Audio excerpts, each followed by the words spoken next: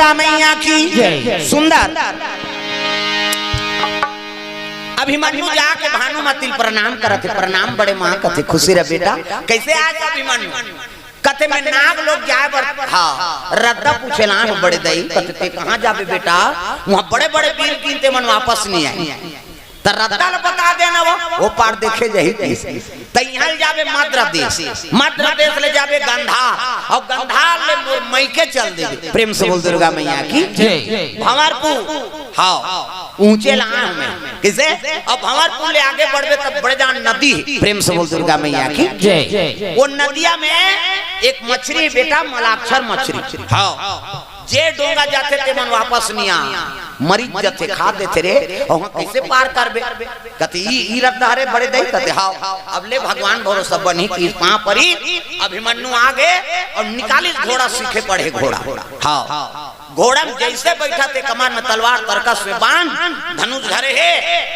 अब बैठी सब अभिमन्यु घोड़ा में नहीं सुभद्रा रोत बेटा मोर एक जन आखी एक ठन काम ते कार जात होबे खेल लगे मां तोर आशीर्वाद रही ने तो मैं विजय हो कहूं कार फिकर करथा सो गांडीधारी अर्जुन हाँ मोर पिता है और भगवान के भांचाओं में अलवा जलवा नहीं हो। प्रेम से बोल दुर्गा मैया की जय। भगवान कन्हैया भांचाओ ऐसे एक पांव पर इस कन्हैया के और चले लग गए तो घोड़ा कूदा थे। प्रेम से बोल दुर्गा मैया की जय। अभिमन्यु पड़पड़ घोड़ा कूदाते चले लग गए दादा तब दौड़ाते अभिमन्यु चले लग गए मद्र देश। अब मद्र देश रे ऊंचे ले ओकर दादी मायरी से माद्री है। प्रेम से बोल दुर्गा मैया की जय। हां पांडुक दू जन घर वाले एक जन नाम का कुंती और एक जन के नाम माद्री। अब मद्र देश ले तो ओकर दादी माया वहां चाह पानी पी और वहां घोड़ा दौड़ैस नहीं ते गांधार नरे त गांधार ले कौन आए गांधारी दुर्योधन को कर दई वहु ओकर डोकरी दई। प्रेम से बोल दुर्गा मैया की जय।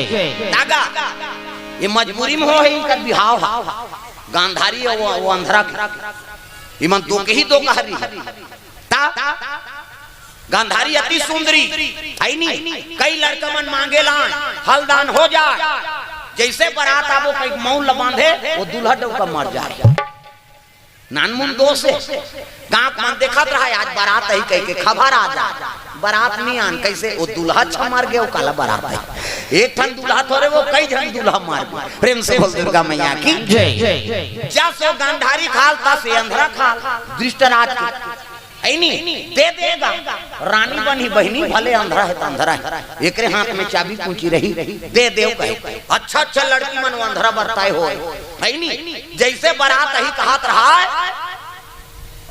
मर जाएगा दुल्ही ये अंधरा मऊल बांधे होती दुल्ही मर जाए खबर आ जाए बारात जाना हो दादा ये बरतिया मन टिंग टिंगात रहा जाना है बारात कहे वो तिल खबर आ जाना हूँ काबा वो तो दुल्ही चम मार के जियो काकर बार बारात आते कहीं एक ठन तोरेगा कई घटना हो गए उसने कई जन दुल्हल खा है उसने अंधरा कई जन दुल्ही खा भीष्म पितामह अल्लाह हो गए दादा ये अंधरा पर लड़की नहीं मिला थी तो सुनिएगा कहा गांधार नरेश में जन लड़की है हाँ ऊंचे पहुंच के भीष्म पितामह हाँ स्वागत करी हाँ ऐसे ऐसे बात महाराज और तोर घर लड़की सुने हो तब कथे मोर घर लड़की आए बोल लेकिन बताए बात बने होते महाराज कैसे हाँ मोटूरी दो की ही है कि कई जन लड़का मन फल दान करी जैसे बारात ही कथे हो बारात नहीं आए होकर मरे खबर आते ऐसे कीसगा भीष्म पितामह कथे बताए बात बने होते मोरो घर तुरंत वो अंधरा हाथ दो कहा है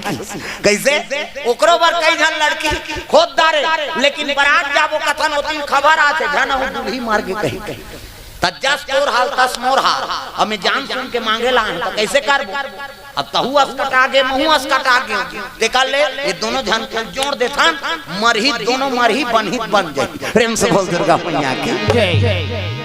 जोड़े भर जोड़ दिन गांधारी आओ धृतराज के शादी ला कैसे लेकिन डर हो गएगा भीष्म पितामह ले अंधरा काना है मर जही गड़बड़ हो तब व्यास नारायण पहुंच गए। व्यास नारायण कथे महाराज बात ऐसे और दोनों झल जोड़ दे तब बने बने निपटी कथे नहीं निपटे एकल ज्यादा दो की ही है ये टूला मोर बांधी और मरी जही खीस। प्रेम से बोल दुर्गा मैया की जय। त कैसे करेल बानी कतले बारात निकलबे ना त मोला बुलाबे मैं मोर बांधूं और 5 कदम में आगू रेंगूं तहन बारात लेगबे हमें नियम बताऊं तैसे करबे तहन दूल्हा नहीं मरे खीस। प्रेम से बोल दुर्गा मैया की जय। जैसे मोर बांधे एक बेरा होइस ना तब व्यास नारायण लबलई व्यास नारायण मोर बांधी और 5 कदम रेंग दी। हां ले अब बारात जा अब वो महामृत्युंजय मंत्र के माला जाप करे लगी। ओम त्र्यंबकम यजामहे सुगंधिम पुष्टिवर्धनम उर्वारुकमिव बंधना मृत्युर्मोक्षीरमामृतात् माला जाप करे लगे महाकाल। और कह रहा देख भावर पर आवे तो 6 भावर करवावे 7 भावर मत करवा और 7 करवा तो फिर उनका रठी अंधरा की 6 भावर करवावे और निकाल लेबे और गांव बहिर में एको ठन डूमर के पेड़ मिलही ना त छोकरी चल घुमा देबो में के झाड़े। हाँ समझ जाता हम कट गयो का जो अमंगल हेते ए। प्रेम से बोल दुर्गा मैया की जय। उसने करीनगा 6 भावर। हाँ बारात पहुंची वहां पहली बार बारात आ है बहनी ने दूल्हा मरी जाया ऐसे कहा। अब वो गांव बारात गया है तो हम कहा है पहली बार बारात आ है ना पहिरे रहन पहले उतारन कहीं है नहीं खुद से बरतिया घरतिया मन स्वागत करी 6 भावर वाला घुमाई। हां विश्व पितामह कहते बस हो गए तो एक भावर हो बाबा कहते नहीं बने हमार में 6 भावर होते की और 6 भावर घुमाई गांव बहिर में ऐसे ना त दूल्ही गांठ लहेर दी और डूमर के पेड़ में जा घूमबे की इसका। प्रेम से बोल दुर्गा मैया की जय। वो डूमर के पेड़ में एक भावर घूमी तब वो अंधरा बाँचे। प्रेम से बोल दुर्गा मैया की जय। ता गांधार नरेशा जानत रहा ऐनी ए हसीनापुरी मन बड़ हां जानकार दता अभिमन्यु पहुंच गए होंगे। प्रेम से बोल दुर्गा मैया की जय। अभिमन्यु पहुंची तब कहे लगे शकुनी भाई मर रहा है। शकुनी मन झलोक 100 भाई सब ले बड़े शकुनी हरि हां और 99 झल नीचे गांधार 100 भाई किच्चा तो 100 भाई सब ले बड़े किच्चा कैसे 100 भाई दुर्योधन और 100 भाई में हां दुर्योधन बड़े और तीनों बड़े मनाई भी। प्रेम से बोल दुर्गा मैया की जय। ये शकुनी नंबर 1 के टोन्हा भांचे कहाई से वो मैं नहीं रहे हूं करंगरी मंगरी तोड़ देते हैं वो नंबर 1 के टोन्हा जी मैं से हाड़ा पासा बनाए रहा कीचक ओला जानते छो कैसे ओला कीचक के मारी से नहीं वो छटकी ते जोंक बन गए पाखम चटकी ते ढेकना बन गया तक पन हरामी हुआ वो मार के झलोक जिया थे जा रहा। प्रेम से बोल दुर्गा मैया की जय। दुर्योधन अब बोला जानते छो है नहीं जे महतारी असन भाभी के चीर हरण करी सोका ले कोनो दुष्ट हो सकते। प्रेम से बोल दुर्गा मैया की जय। तो 100 भाई में ये तीनों जन बड़े दादा 100 भाई कीचक बड़े 100 भाई दुर्योधन बड़े और 100 भाई में शकुनी बड़े और तीनों चिखलम गड़े रहने मन। प्रेम से बोल दुर्गा मैया की जय। हानि मध्य देश में चाय पानी पी हवारान करी और महल चलीगा घोड़ा दौड़ाई तो भंवरपुर लंबा रहा है दादा और भंवरपुर कौन आ रहा है भानुमती दुर्योधन को कर पत्नी। प्रेम से बोल दुर्गा मैया की जय। चलते चलते घोड़ा अतक बियाबान जंगल चिड़ै करे चाव न कौवा करे काव बाघ भालू करत हां हां अब पड़पड़ घोड़ा दौड़ाते दौड़ाते घोड़ा अचल हो गया नी सकी दौड़ेल घोड़ा कतक दौड़ी मोटरसाइकिल चलत चलत इंजन गरम हो जाते हां देखनी जुड़ान दे जी धुआं दे थे है नी तैसने घोड़ा झलो कथा खो गए। अभिमन्यु कथे मोला जाना है जल्दी जाए बड़े कैसे करो तो घोड़ा नीचे छोड़ दिसले आराम कर अब मैं वापस आऊं तब जाबो तोर संग वहां ले पैदल यात्रा अभिमन्यु चले लगेगा। प्रेम से बोल दुर्गा मैया की जय। रात के भंवरपुर के धर्मशाला मुरुकी सो। प्रेम से बोल दुर्गा मैया की जय। अब आधा रात के थोड़े काकरो घर जही है नी धर्मशाला में शयन करे है होत बिहनिया अभिमन्यु खड़े होइसनी तो उधर ले एक झन डोकरी आता ऐसे डोकरा के कंधिया में 3 गोड़ के पेलना और डोकरी के है नी हां ढेटू महा बढ़ के झापा ऐसे है नी तक बनी रहते वो झपोली। प्रेम से बोल दुर्गा मैया की जय। ओला धर के आत रहा तेल के लग गए ए बाबा आहा ऐसे किस अवैस गा वो तो भगवान के भांचा जी अब्बर सुंदर। अभिमन्यु देख के कहे लगे काय बाबू मोला नाग लोग जाना है, नाग लोग रद्दल बता देते ऐसे किस नहीं। वो डोकरी करते थे नान चंद दिखा था, कहाँ नाग लोग जावेगा तो जे खाए नहीं भात जा घर जा की प्रेम से बोल दुर्गा मैया की जय, जा घर जा ऐसे किस गा कहते रद्दल बता दे दाई हो है नहीं, रद्दल बता देते ऐसे की तब कहते तो उम्र अभी कहीं नहीं होए बाबू, बड़े बड़े गिर जाते तो मछली मारे नहीं बाँचे, ते नदियल पार नहीं कर सकते वह नाग लोग जावे ऐसे किस गा तो कैसे करूं मोला जाना छे और रद्दल बता दे ऐसे किस होकर रूप लग देख के डोकरा मुहा के रहेगा तो भगवान बरोबर दिखत है अभिमन्यु भगवान के भांचा है नहीं कहे लग गए।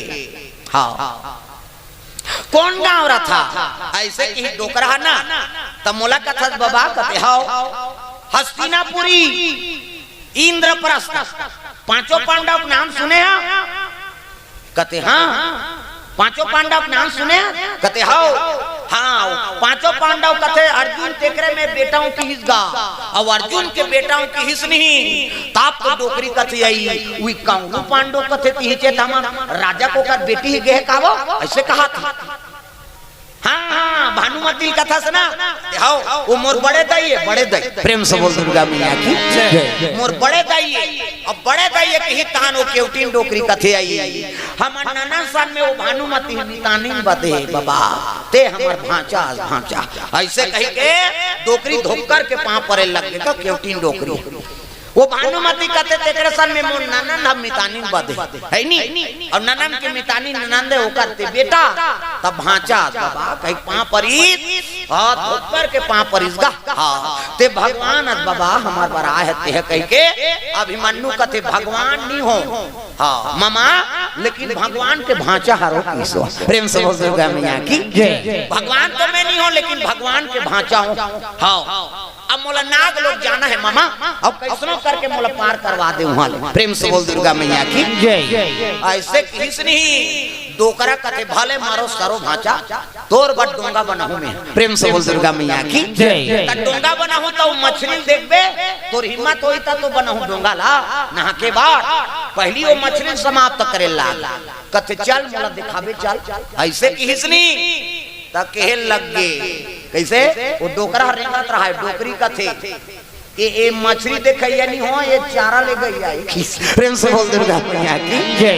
ये मरही हूं मन मर जाबो वो घास सुंदर भांचा है का बरे लऊ हाथ फंसा था और ते नहीं जाना सो चल के तब बड़े जान दिलवा रहा नदिया तीर में गिर खाड़ में तब देखैसगा अंगरी बताई यही नदिया है भांचा जेमे वो मलाक्षर नाम के मछली ऐसने अंगरी बता त्री सोचकी जवान मछली उफलैसगा फक हाँ फक उफलै ते डोकरा ऐसे अंगरी सकले नहीं सकी सही डर का डर ऐसे बता रहा थे सकले नहीं सकी डोकरी और डोकरा एक तीर में खड़े हो गए। अभिमन्यु देखई तो वही दे भांचा की से जब भगई भागी सा अभिमन्यु प्रेम से बोल दुर्गा मैया की जय।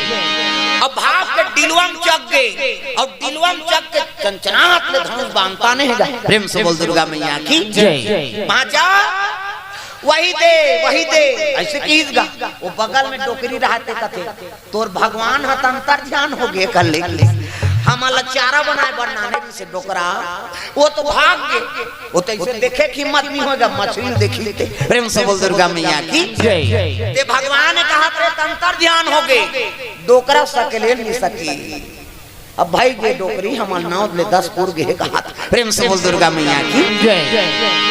कैसे करबो कहते चल ये रुख में चक जाता हाँ डोकरी और डोकरा साजे रुक रहते में चक गेगा और धरे खांधीला तब ले कांपा थे लद लद लद लद तो बड़े जान मछली जैसे मछली ऐसनी पान संधान करिसगा अभिमन्यु वो तो कन्हैया के भांचा है वो कोई गुरु है कन्हैया होकर प्रेम से बोल दुर्गा मैया की जय। सावन भादो बरसों से बाण बरसे लग के दादा